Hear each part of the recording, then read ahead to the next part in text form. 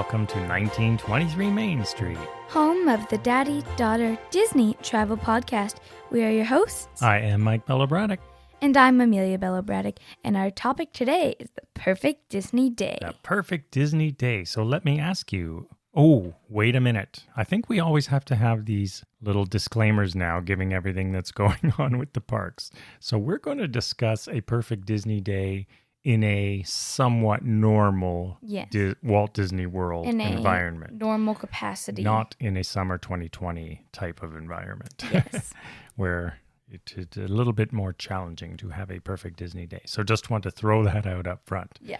So what makes a perfect Disney day? Let's start with that. Well, I mean, it really depends who you are and what you like. That's true. And you know what? I mean... Because, you could despise roller coasters and then your best friend could love them. So that's their day and that's your worst nightmare. And there can be many perfect Disney days. It's not like there's one and then everybody else is just void. And I should put a little plug for a past episode we did, what to do when things go wrong on your Walt Disney World vacation. So if you have anything less than a perfect Disney day, it may be because something went wrong. So I forget what episode number that is. 13. Oh, yes. How could I forget that? Episode 13. So you may want to check that out so you know what to do should something ruin your otherwise perfect Disney day. So should a perfect Disney day have a plan or no plan? For us, we like to have sort of a vague plan, so you have the main idea. Ooh, I like that. But I don't like to schedule everything because then it's a lot more likely that something will go wrong. That's true. Tightly scheduled. We are... What did you just say? Vague schedule? Yes, we are schedule light. Some things you have to schedule, let's face it. Like dinner, fast passes. Yeah, and now it's park passes, whatever it is. There's going to be something. It's just the reality of going to a really crowded and popular resort. But don't schedule every minute of your day. Because there could be a longer wait than you anticipated.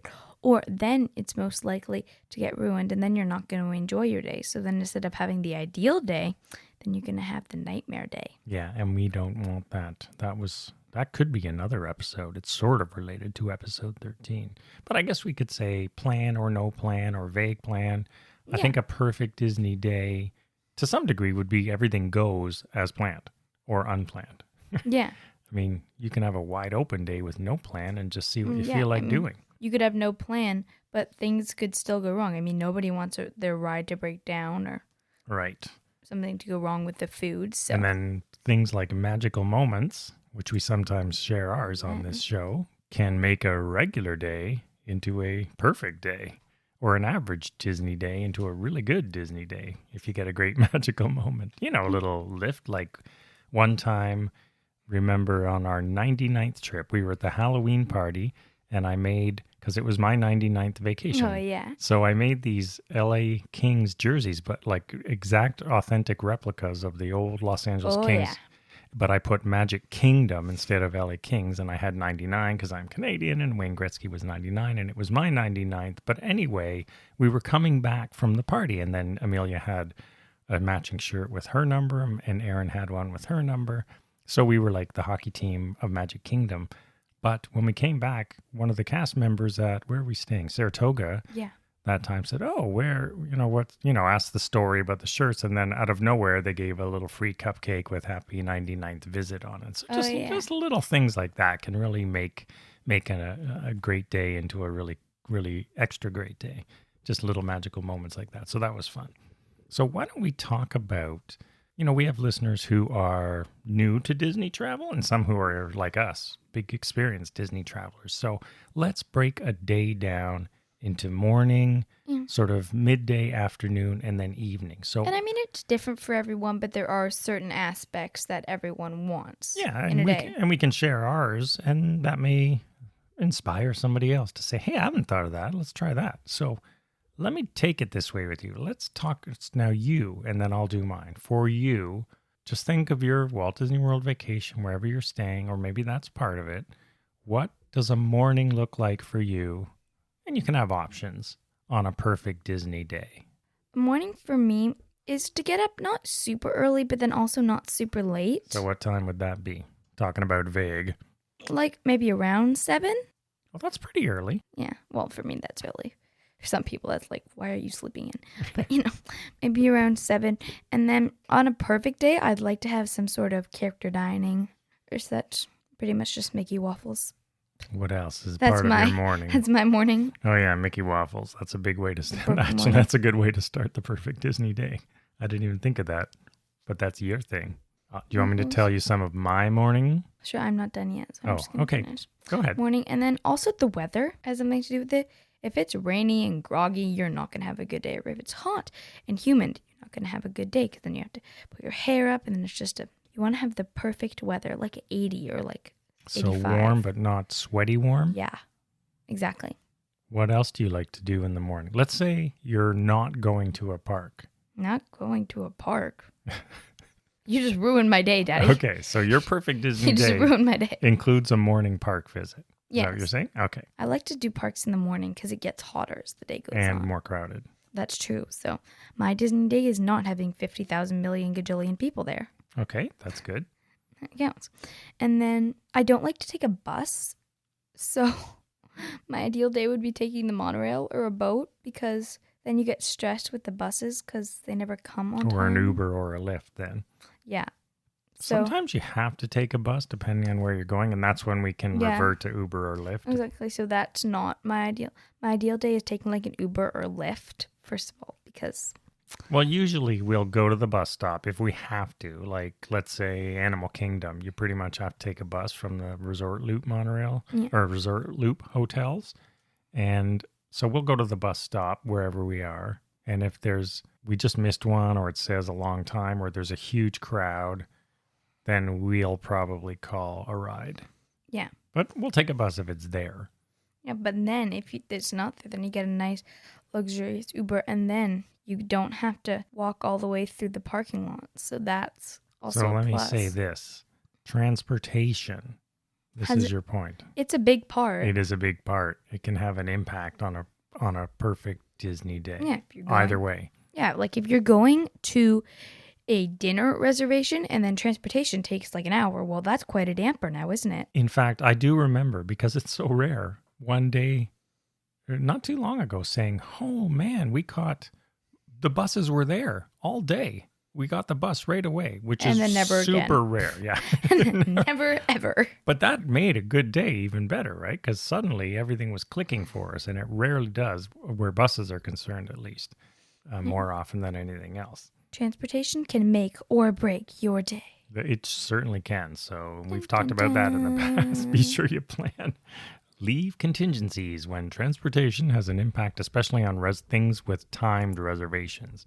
You don't want to be at the mercy of the multitude of things that can go wrong with buses in particular, but any transportation really. And my perfect Disney day is a park hopper, actually. I like to do 2 parks in one day. Okay, well, we're still on morning. Yeah. Yeah, I like to do 2 parks Maybe in I one want day. to do 4 parks in a day, so I do them all in the morning. Yes, we have not done that yet. I want to do that. We can leave that first. Yeah, we can do the 4 parks one day thing. If we do it, we'll do a podcast episode. How to do it, tips and tricks, and why we did it or why we failed. So. And one thing I know, although we haven't done it, is be sure to sort of tell someone, a cast member at your resort, if you're planning on doing it, because you can get a little certificate once you do it. So they'll watch for you. I think if they know ahead of time. Or someone, write in and tell us if you've done it and got the certificate. Did you tell them beforehand and all that stuff? Because if we're going to do it, I want to get some Disney collectible out of it. I like my Disney collect. Yeah, I like the collectibles. All right. Can I tell you my morning things? Okay, sure. All right.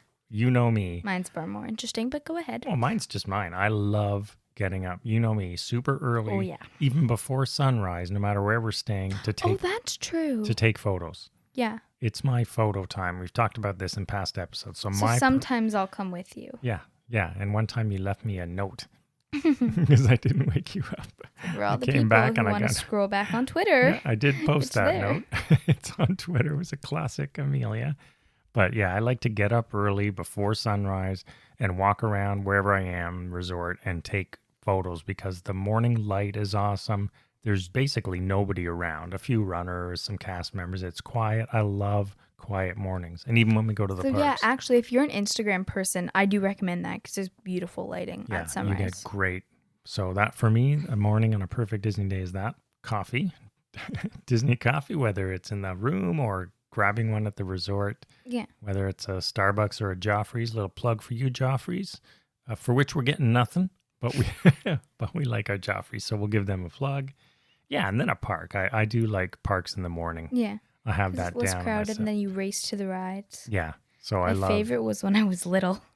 When you were in the stroller still, and you just sat there. I just sat there, and then we were running and running. Yeah, that was in particular when Anna and Elsa first did a character greeting in Norway at Epcot, and we ran full steam from the world. If people remember, Disney people, there were 5-hour plus lineups to see Anna and Elsa when they first appeared when the first Frozen was. It was like they were in the Olympics. It was amazing. And we had Amelia in that stroller. It was nearing the end of her stroller days. The stroller I've talked about before, the $10 Walmart special. And we ran full speed. Well, I did. Mommy caught up with me later. But Amelia was just like, woohoo, from the World Not the World Showcase entrance. Yeah, the worst. Yes. No, the the Future World entrance from the monorail all the way to Norway and at a full sprint pushing a stroller. And that's a long haul. But it was fun, and I think we were about 6th in line. So there were people with no strollers who beat us, like with no strollers, no kids. But still, we were pretty good. Now, you people with Fitbits, that's like 1,000 or 2 steps, so. Yeah. That. And the other part of my morning perfect Disney day is watching Must Do Disney. Yes, that's actually something good to put on when you are getting ready. Yeah. Because if you put on TV... your kids aren't going anywhere. I know some people like the Disney daily screen with the temperature and all that, the one you can get an app for at home, but we like our Stacy. It's Disney nostalgic. It's like so aesthetic though. What, like, must-dos? Yes, but the screen is just like this beautiful, clear skies. Oh, the other screen? Yeah. The blue one? Yeah. Yeah. We should put that app on our TV now. That's how you have Disney at home, people. Yeah, you can do that. Disney at home. Do the app. You can project it. Do the amazing app. So that is the start of a perfect Disney day for us, right? So what do you do after your morning? What do you do when you get to the parks, Daddy? What do I do when I get to the parks? Yeah. Well, how about you go first? Okay, well, are we talking about a perfect Disney day still? Yes. I don't know. I usually go on, What's your favorite park, your favorite ride? Oh, that's too hard to nail down one. Okay, well, just choose. If you had to pick a park and you could be first in line for any ride at any park, where would you go? Well, I mean, if there's something new, you're obviously going to pick that. Might not be my favorite ride, but let's say, Tron was opening or Guardians Cosmic Rewind. True. Then those are the ones you're going to go to. But typically, we'll have fast passes for late morning, and we'll go to things that we know are going to have lines, whether or not it's my personal favorite. Like Haunted Mansion is one of my personal favorite rides in the Magic Kingdom, but I wouldn't go there first. Yeah, so that's my bad. I phrased it wrong. Yeah, because I know that anything else, any of the coasters or anything is going to have a longer line quicker. So we sort of do it that way, and maybe we'll book a fast pass for Mansion later when it's busier, and then we're going to leave. How about you? Well, I like Hollywood Studios, and especially now that they have Galaxy's Edge, so that park is just getting better and better, even though it was already my favorite. So I would probably get to the park after my breakfast, and I would just run to Hollywood, the end all the way across to Rockin'. Yeah, and they're doing different stuff now, like even Which Rise. Which is my favorite ride. Like Rise of the Resistance. It's hard to... We can't predict. You can't run to it. Well, they've already changed. Now it's a virtual queue for the summer, which is good. But certain things, those weird sort of unique ones excluded, Rockin' I would go to as well, personally. Some people will go to Toy Story Land or Millennium Falcon, but yeah, I'm with you, Rockin'. I'd run to Rockin'. All right, let's go midday. And while my mom enjoys some coffee. Let's go midday afternoon. So we've done our morning. We've done what we each like. We've gone to the park. It's around noon, and we're going, all right, it's time to go. We're tired. What things do you like to do on a perfect Disney day around midday? Pool party. I knew you were going to say that. Disney pools. They're fantastic. That's a definite you and Mommy. Yeah. I'll go with you for a bit, but I don't like hanging around the pools personally. Not a pool person. I'll go in if it's super hot. I like the slides. But sometimes when you guys are doing that, I'll go take more pictures. Yeah, what do you do? Well, I'll have a cocktail in the room. Really? Yeah. I knew that. I'll have a beer in the room or by the pool. You can bring your own down the pool or order Just one no from the glass pool bar. people. Just no glass people, yeah. So cans or ask them for a plastic cup.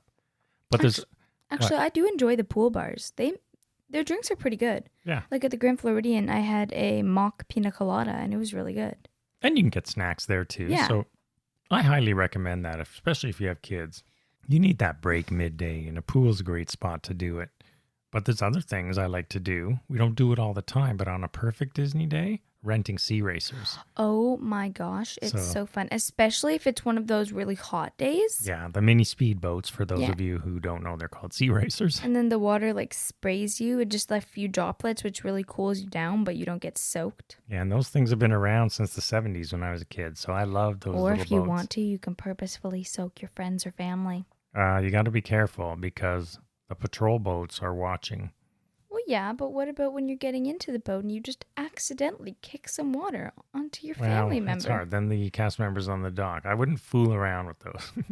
They don't mess around with safety with those sea racers. Maybe I'll just splash you in the pool then. They don't even want you taking pictures when you're out there if you're driving. That's not safe. I know. Well, it can be if you stop the boat, but anyway, just Then you're not driving then. be aware that the patrol are on the lake, Bay Lake and Seven Stay Seas. safe, kids. Stay safe, people. Stay safe. Another thing I like to do in the afternoons is shop, like browse the shops. You shop? Yeah. Do I shop at Disney? Yeah. I don't go crazy, but I look for unique or little things, whether it's for our Disney Resort North backyard or the home. Souvenirs, yeah. Souvenirs, yeah. So That's a I like good to point. do that. Souvenir shopping is always fun. So for me, it's that. It's like snack or drink. You know, it's a good time to have a snack. It's lunchtime. Sometimes, usually we'll just do a quick service lunch, or lunch is not a major meal for us typically. And then on my perfect Disney day, then I go to Disney Springs. In midday? No, after the pool. Oh, so you're already moving on. Yeah, I stay at the pool for a very long time. I don't know what you do with your afternoon, but I'm there for hours. Yeah, and that's usually I'll walk around and take more pictures. That's my afternoon. Because I like the sunny midday pictures too with the blue sky. It's just you got to watch the lighting. But those at that time of day, I'll take more sort of the water with the blue sky or the beach areas, that sort of thing. Just pay attention to where the sun is shining. Oh, yes. And pool pictures. Those are good. All right, you want to move on to the end of a perfect Disney day. So Not quite the end. I call this part 3. I have this very special evening planned. Okay, tell me yours. So part 3, then we head over to Disney Springs for some excess shopping, and maybe we'll see a movie, or maybe we'll go bowling at Splitsville. Maybe, you never know. Or maybe I'll just go shopping and then eat some dinner. Now, those are not things we typically, if ever, do. But on a perfect Disney day. You'd want to go bowling at Splitsville? Yes. Really? I never heard that before. Okay, there's something new. You want to go to Disney Springs and go bowling. That's a rainy day thing for me. Yeah. Maybe it's not a good day. Maybe it starts to rain in But Florida. it's a perfect Disney day, remember? Yeah, but you can't control the weather. All right, so now you're adapting the topic Yes. to turn an otherwise rainy day. That's a whole separate episode, the what to do on a rainy day, because rainy days have their own thing. But all right, I'll bear that in mind. I also had Disney Springs it was an afternoon evening. Yeah. We like to go at that time. It's a good variable time. And if you want to go in the balloon, sunset's also a good time for that. The aerophile. Again, pictures. Yeah, the hot air balloon there is great. The aerophile. It's well worth doing if you haven't done it. It's really safe. It's not like the Wizard of Oz. It's tethered and it's actually quite large. It's not a little basket. It's a huge ring where you sort of walk around the outside. It holds quite a few people. So where would you go for dinner? Well, we sort of wing it there. Like we could have a reservation. We like the Boathouse. That's I probably was one gonna of say our favorite Boathouse table or service. casual, the Earl of Sandwich. I Earl like of too. Sandwich, Blaze, Yes, Deluxe, Blaze. Chicken Guy. Yeah. We like a lot of them. And of course, you'll want your Starbucks or you'll want or sprinkles. If we want a snack or dessert or Ghirardelli. Yeah, of that's course. the classic. Yeah, that's the classic. If you want to indulge and go over the top with ice cream at Disney Springs, definitely do that. For sure, shopping. We also do parks. Yeah, I like parks at night. but on my perfect Disney day, I'm not done yet. Okay, keep going. My perfect day after Disney Springs, then I'll go there for an early dinner, and maybe I'll relax in the room for a little bit, and then it's extra magic hours. Oh, here we go. Let's hope they still exist when we come out of this for you. But I go at night. I could go either way on extra magic hours. I did like them when they used to have the Why go in the really morning? late ones, when it was open till 3 a.m. Those were sort of cool. Why wake up early when you can stay up late? See, the problem with these new ones, or not the new ones, but the more recent ones have tended to go to like 1, and it never thins out. So it's pretty crowded the whole time. But when they used to go till 3 in the morning, after 1, people start leaving. So from like 1 till 3 or 2 till 3, especially, the park's really empty and you can actually go on anything. But they haven't Welcome done to those. coronavirus. Yeah, they haven't done those for a while. Even before coronavirus, oh, you mean, Yeah. Yeah, the parks are like extra magic hours, 3 a.m. We'll see what happens. So for all you little kids who cannot stay up till 3 a.m., enjoy it. What else is on your afternoon, evening of a perfect Disney day? Okay. Well, then I'll go to the hotel before going to the parks because unless you're like a crazy person, you're not going to be up that long. So I go to the hotel and I relax and I eat snacks. And that's what I do. And then I get all this energy. And then I go stay up till 1 a.m. at the Magic Kingdom or Hollywood Studios or anywhere fantastic. See, for me, it's a little bit different. What do you do? I like doing those once in a while. What's your plan? My perfect Disney day, afternoon, evening. Okay, definitely springs. I agree with you there. I like springs and doing some shopping then. Then you got to carry stuff around, so it depends. I'm not doing all of these things all at once. I have you for that. But we used to have your stroller for that, but not anymore. But then sometimes we go for dinner. Yeah, we can have drinks later. Well, we can. Well, you can too, kid version. But I like to do other things like the Chippendale Campfire Sing-Along. Oh, yeah. I love doing that. For me, that's a nice end to a perfect Disney day. But you need to bring bug spray. True hidden gem. It's not so bad there. It's not Vero Beach Campfire. Yeah, the Chippendale one, we don't have bug problems usually. You don't have bug problems. Well, yeah, bugs don't like me as much as they like you. But I don't even recall you having it there. But if you're someone that bugs like... I think you're mixing it up with Vero Beach. All campfires bring bugs. So just be prepared. So that's one. And we don't usually stay for the movie anyway. So we're not there that late. And then we head back. And sometimes if we're at the Grand Floridian, the hotel lobby late at night, especially if our friends and family are there, is a great place to hang out and close it down with the band. You know, sit there and you can BYOB too, as long as you're smart about it. Or the Disney Boardwalk. That's another fun place to go at night. Walking along the boardwalk. Oh, yeah. I like it like late, early evening or in the dark. It's fun. It really is sort of a festive environment. Definitely if you're staying at Yacht, Beach, or Boardwalk. Yeah, so there's really all these options. So it depends. It always comes back to what do you like to do? And I'm not done yet. I also like the nighttime fireworks. Some of them. Maybe not so much as since Wishes is gone, but the electrical water pageant, especially if they are getting rid of this classic original and changing it into something new. I do love watching that. And so, that is, if you don't know the story, it was originally created in 1971 to celebrate the opening of the Polynesian Village Resort. Yeah. And this thing has been running for 50 years. So sometimes Which means people... kids have been loving it for 50 years. And sometimes people who are just one-time visitors see it and they go, what is this hokey looking thing? Like, it looks like light bright on water, but they don't understand. So I'll educate them, go, hey, it does, because it's 1970s tech, but it's one of those classic originals that's still going, and kids love it still today, right? They've changed the music. As you know, I hate that they took my music and gave it to the Main Street Electrical Parade. That was the original electrical water pageant music in the 70s when it started. But still, I do love watching that, and I have a feeling it's going to go away. There's been rumors they're changing it into something more modern, because it has had a few issues in recent years. The barges are getting old, and sometimes the lights don't light up. So my tip, make memories. But I do love that. To me, that's a perfect Disney day ending. And when you were a kid, I used to have to take you to that every single night. We'd run down and see it. One time you were lying in bed in the club level at the Grand Floridian and you were falling asleep, and then the music started and you heard it. And I had to scoop fantastic you. Go, ears. Daddy, is that the electrical water pageant? And I had to scoop you out of bed, get to the elevator, and bolt down to the beach. And it wasn't, it's a bit of a run from club level. You got to go. I was like screaming, we're missing it the whole time, wasn't You got to go to the grass practically over by, you can't just go to the harbor. Anyway, we did make it for the second half. So. And also, I just want to point out to parents, if your kids want to do something and you don't, they're probably going to win. So yeah, just save yourself the hassle and Sometimes do it. It's easy to keep your kids happy for little things like that. Not gimme, but a memory maker like that for sure. children always win. Is there anything else we've missed that would be part of your perfect Disney day? Honestly, there's so much that could make a perfect day. There are so many different parks, so honestly, maybe if your kid likes animals, then maybe head over to Animal Kingdom. Or even Fort Wilderness. I guess the point is to... And it also depends where you stay. Yeah, think of your day in sort of those morning, midday, and evening. Think of your day, think of your interests, because Disney has something for everyone. And as we said, you can mix and match these things so that every day of your week is a perfect Disney day or an ideal Disney day. The perfect Disney week. And things don't always work out as planned, so you got to roll with it a little bit. But in a perfect environment, that was our whole point of this episode. These are our perfect Disney day things. I really like, it's sort of an easygoing vibe that I like to do now.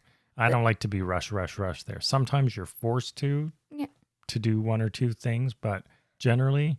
But also, I don't entirely agree with that. With what? If you say, the perfect circumstances, you can have a perfect day without perfect circumstances. What do you mean by perfect circumstances? Like nice weather, not hot, not raining. Like maybe if it's raining, then you go bowling and that turned out to be so fun and family bonding. Or maybe it was too hot, so then you took out a sea racer and then you had fun on the lake. Yeah, so I guess there's a perfect Disney day for just waiting to be discovered. For all circumstances, just waiting to be discovered. And the point is to take a step back and think about it. And sometimes you've got to adapt when you're there. Yeah. Don't be like, that's a good point you're raising. Yes, Daddy. Adapt. I'm adaptable. Come on. I'm Captain Adaptable. Sure. Well, I've become more adaptable over the years than I used to be. Ask Mummy. That's true. So I'll tell you that. But no, you are raising a good point. Don't be afraid to, as weather or something happens when you're there. Sometimes in March when we go, it gets really cold, right? And they close the pools. Well, then you've got to adapt. Sometimes, I think if it gets below 60 or something, they shut the pools. But they were sunny days, right? They were like nice fall days. So 60s and sunny. So that's still a great day. So adapt, and that's a good Disney Springs or something else to do on a day like that. So be adaptable, and you can have a perfect Disney day or an ideal Disney day on any day in any conditions. There's an ideal day for all weather. It's just knowing your options, right? And if something does go wrong, make sure to check out 1923 Main Street, episode 13, What to Do When Things Go Wrong. All right, everybody. We'd love to hear what are some of the things that make for you and your family a perfect Disney day or an ideal Disney day. So, as always, check us out at 1923mainstreet.com and on social media at 1923 Main Street, and share with us your thoughts on what makes an ideal Disney day. And because we love to hear it. It's different for everyone, so how is it for you? Exactly. And if you like the show and you'd love to check out ways to support us, we are now on Patreon. Yes, go check out our Patreon page. And there are some special goodies that you can find on the page. It is at patreon.com/1923 Main Street, or simply tell your friends about the show. And we, really appreciate when you share information about the show. It's always very helpful because we love doing this for you guys, and we thank you so much for listening. Yeah, and you don't have to pay, but just listening really helps us continue to make the show even better. Even better and better, which is what we love to do. So give us your show ideas too, because we love getting feedback and talking about things that you want to hear. So thanks everyone for listening. We hope you enjoyed this episode on the ideal or perfect Disney day. We hope you can experience a day like this soon. Yep. And have yourselves a great day. Goodbye.